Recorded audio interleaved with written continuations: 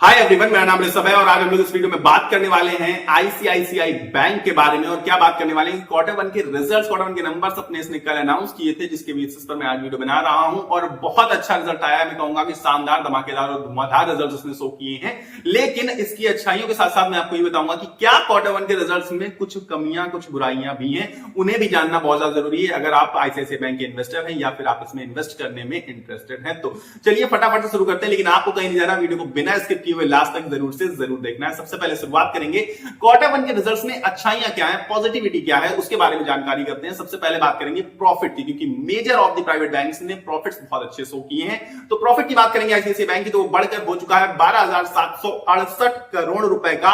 और अगर हम अनुमान की बात करें तो वो था 12,000 करोड़ की एक्सपेक्टेशंस थी, यानी कि एक्सपेक्टेशंस को बीट कर दिया, मार्केट एस्टिमेट्स को बीट करता हुआ नजर आया है। इसका मतलब है कि शेयर प्राइस भी स्काई रॉकेट होता हुआ नजर आ सकता है आपको पर्सनली। अब बताते हैं आपको ये जो पहुंचा है यहां पर, तो 11,059 करोड़ से बढ़कर ईयरली बेसिस पर बता रहा हूं, 11,059 करोड़ से बढ़कर 12,768 करोड़ पहुंच चुका है ईयरली बेसिस पर। और क्वार्टरली बेसिस पर 12,630 करोड़ से बढ़कर 12,768 करोड़ पहुंच चुका है, यानी कि क्वार्टरली और ईयरली दोनों बेसिस पर आपको प्रॉफिट इसका इंक्रीज होते हुए नजर आ रहा है। बहुत अच्छी बात है और बहुत शानदार बात है, क्योंकि कोई भी बैंक मुझे पर्सनली लगता है कि इतना अच्छा रिजल्ट शो नहीं कर पाएगा, नहीं कर पाया है, इनफैक्ट ये भी कह सकते हैं।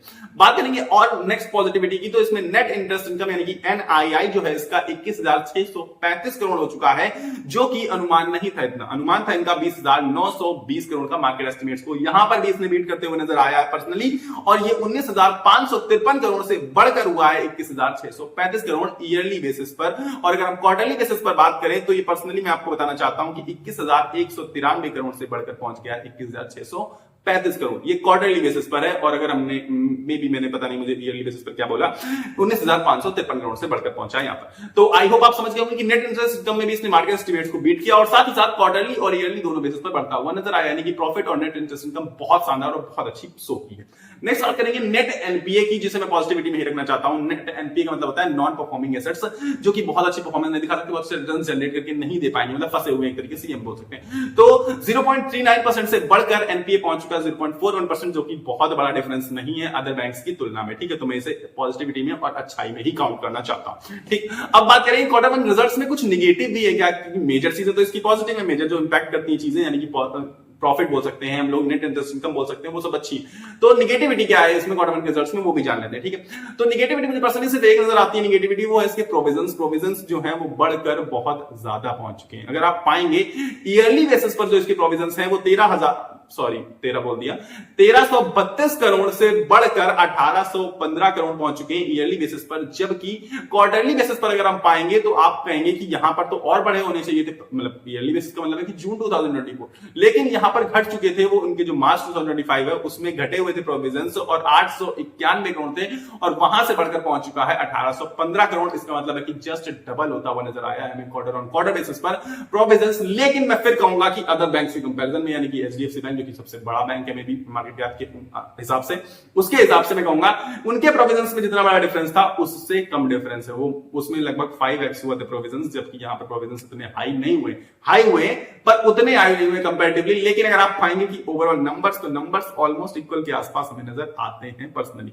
आगे बता देते हैं, तो अब मैं आपसे कहूंगा कि मैं पर्सनली अगर आपसे बताना चाहूं तो मैं कहूंगा कि सच में रिजल्ट्स मुझे बहुत अच्छे लगे, बहुत ज्यादा अच्छे लगे मुझे आईसीआईसीआई बैंक के, ना कि एचडीएफसी बैंक के। दोनों कंपैरिजन में मुझे बहुत अच्छे लगे। प्रोविजंस तो इसके भी बड़े हैं, प्रोविजंस उसके भी बड़े हैं, लेकिन और भी चीजें उसमें कमियां थी दूसरी, लेकिन जो इसमें कमियां नजर नहीं आती हैं पर्सनली। तो मुझे सच में आईसीआईसीआई बैंक के बहुत ज्यादा शानदार नंबर्स लगे, क्वार्टरली रिजल्ट्स बहुत अच्छे थे। अब हम जानकारी करेंगे कि क्या हमें इसमें खरीदारी करनी चाहिए, शुड बी बाय नाउ, क्या अभी खरीदारी कर लेनी चाहिए, क्या ये सही वक्त आ गया, क्या ये सही मौका है। तो मैं आपसे पहले बताना चाहता हूं कि मैं सेबी रजिस्टर्ड नहीं हूं, तो मैं आपको कोई बाय या सेल की कॉल नहीं दे सकता हूं। लेकिन अगर आपको फिर भी फाइनल कॉल लेनी है तो आप अपने एनालिसिस के बेसिस पर लेंगे या फिर अपने फाइनेंशियल एडवाइजर से पूछ कर लेंगे।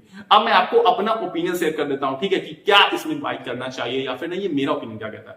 तो मैं पर्सनली मुझे लगता है ऐसा कि ये फास्टेस्ट ग्रोइंग बैंक है पिछले 4-5 सालों से। आप पाएंगे रिटर्न्स के बेसिस पर भी, कामकाज के बेसिस पर भी, हर चीज में इसने बहुत तेज ग्रोथ दिखाई है, ये हम सब बहुत अच्छे तरीके से जानते हैं। ठीक है, अब अगर कुछ नीचे और मिल जाए, थोड़ा नीचे अगर और मिल जाए कहीं 1300 के आसपास, तो मस्ट बाय स्टॉक हो जाएगा। फिर तो इसमें आंख बंद करके आप खरीदारी कर सकते हैं, पर्सनली मुझे ऐसा लगता है। लेकिन यहां पर भी खरीदारी कोई बुरी बात नहीं, अगर आपका जो सोच है आपकी वो लॉन्ग टर्म की है, तो आप बिल्कुल बाय कर सकते हैं, यहां पर भी कोई बुरी बात नहीं है यहां पर। लेकिन अगर नीचे मिल जाए तो बहुत सोने पर सुहागा वाली बात हो जाएगी, ठीक है। अब बात कर लेते हैं कि एक और बात सुनना बहुत ज्यादा इंपॉर्टेंट है, क्योंकि उसका इंपैक्ट इसके स्टॉक प्राइस पर 100% पड़ने वाला है आगे आने वाले टाइम।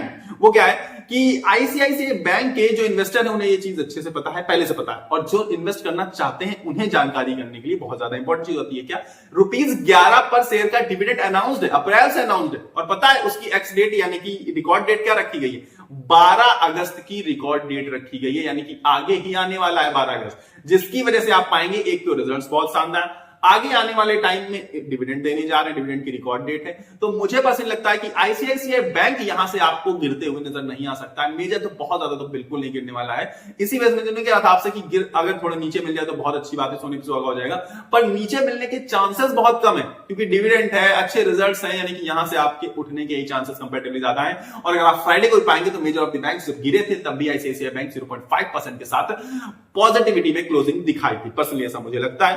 तो बायर्स आएंगे यार, डिविडेंड जब होता है ना, डिविडेंड आने वाला होता है तो बायर्स आते हैं, और जब बाइंग होगी स्टॉक में हैवी तो ऑब्वियस बात है कि स्टॉक प्राइस भी आगे बढ़ता हुआ हमें नजर आ सकता है। अब आप बताएंगे कि आपको वीडियो कैसा लगा है, और जो भी चीजें मुझसे मिस हो गई, या अगर आप कुछ बेहतर जानते हैं आईसीआईसीआई बैंक में, कुछ कमेंट्री करना चाहते हैं, अपने थॉट्स रखना चाहते हैं, तो कमेंट बॉक्स में जरूर से जरूर बताइएगा।